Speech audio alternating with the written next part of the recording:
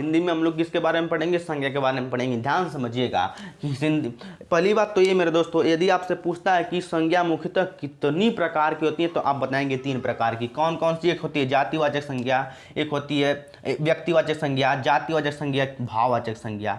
ठीक ना, ये क्या मुख्यतः है। यदि आपसे पूछ देता है कि कामता प्रसाद गुरु के अनुसार कितनी प्रकार की संज्ञा होती हैं तो आप बताएंगे 3, वही व्यक्तिवाचक संज्ञा, जातिवाचक संज्ञा और भाववाचक संज्ञा।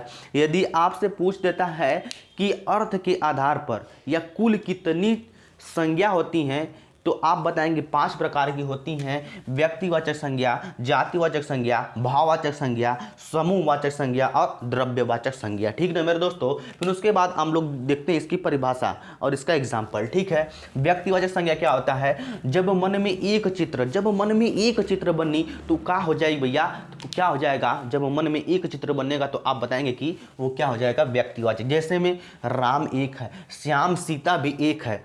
ठीक है, भारत, ये मत समझना कि सीता मतलब सीता एक ही थी, भारत एक ही है, पाकिस्तान भी एक ही है, गंगा भी एक ही है, यमुना भी एक ही है, हिमालय भी एक ही है, हिंद महासागर प्रशांत महासागर भी एक ही है, आगरा भी एक ही है, दिल्ली भी एक ही है। क्या 25 तो दिल्ली आप लोग देखे हैं? रामायण भी एक ही है, महाभारत भी एक है, सोमवार किसी दिन का नाम भी एक ही आता है, एक ही बार की नहीं बोलेंगे कि भैया ये बार बार बार बार बार आता नहीं, एक ही बार आता है। सूर्य, आप बोलेंगे भैया सूर्य भी एक ही है, चंद्रमा भी एक ही है, होली भी एक ही बार आती है। ये मत सुनना कि मेरा सब बार बार आती है, लेकिन एक ही होली है, दीपावली या कौन सा कोई भी त्यौहार है तो क्या है, एक ही बार है, तो वो क्या हो जाएगा।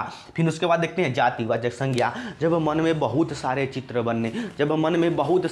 बने तो क्या बताएंगे भैया, जब मन में बहुत सारे चित्र बनेंगे तो वो बोलेंगे जातिवाचक संज्ञा। कैसे बहुत सारे चित्र, तो समझना, मनुष्य मानी कौन सा मनुष्य, घोड़ा कौन सा घोड़ा, दरियाई घोड़ा की कौन सा घोड़ा, नगर कौन सा नगर भैया, बहुत सारे चित्र बन रहे हैं। पर्वत कौन सा पर्वत बोलिएगा, कौन सा पर्वत, बोलेंगे भैया पता नहीं कौन सा पर्वत, बहुत सारे चित्र बन रहे हैं। स्कूल कौन सा स्कूल, बहुत सारे स्कूल हैं। गाय कौन सी गाय, नीली गाय कौन सी गाय। ठीक ना मेरे दोस्तों, स्कूल भी हो गया। फूल कौन सा फूल, कमल का फूल कि ये गुलाब का फूल कि। उसके बाद देखते हैं हम लोग क्या, उसके बाद देखते हैं पुस्तक कौन सी, मैथ की, इंग्लिश की, हिंदी की, किसकी।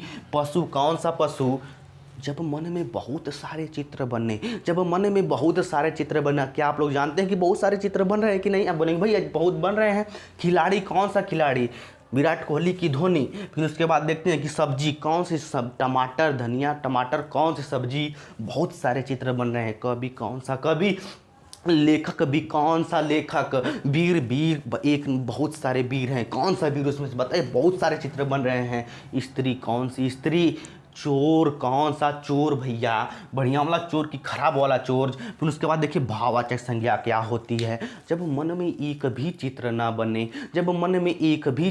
बने तो समझना चित्र कैसे नहीं बनेगा। यौवन का क्या आपके दिमाग में कोई चित्र बन रहा है? नहीं। ईमानदारी का कोई चित्र बन रहा है? नहीं बन रहा है। चोरी का कोई चित्र बन रहा है? नहीं बन रहा है। बचपन का कोई चित्र बन रहा है? नहीं बन रहा है। बुढ़ापा का क्या बन रहा है? नहीं बन रहा है। सफलता आपको मिल जाती है तो क्या कोई चित्र बन रहा है? क्या नहीं बन रहा है। मित्रता, क्या आप किसी से मित्रता करते हैं कि भैया वो मित्रता है, तो क्या कोई चित्र बन रहा है? आप बोले नहीं बन रहा है। ठीक ना मेरे दोस्तों, फिर उसके बाद देखते हैं हरियाली में कौन सा, क्या आप मुस्कुराहट क्या कोई चित्र? नहीं। वीरता हो गया। लड़कपन है भैया, वो लड़कपन में ऐसा कर गया, तो क्या आप बोलेंगे भैया लड़कपन में ऐसा कर कोई चित्र बन रहा है? नहीं कर गया। डर हो गया। मिठास, उनको मीठा लगा, खट्टा लगा, तो क्या कोई चित्र बना? नहीं बना। समूहवाचक संज्ञा, जिस संज्ञा से किसी समूह का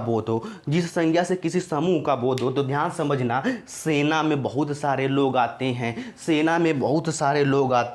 कक्षा में भी बहुत सारे लोग आते हैं। फिर उसके बाद देखना, परिवार में भी बहुत सारे, समूह में यानी मतलब बहुत सारे लोग दिखेंगे, बाजार में भी बहुत सारे लोग, मेला में भी बहुत सारे लोग, समाज में भी, संस्था में भी, पंचायत में भी, इत्यादि में जहाँ बहुत सारे लोग का एक ग्रुप दिखाई दे, उससे ही तो समूहवाचक संज्ञा कहते हैं। द्रव्यवाचक संज्ञा क्या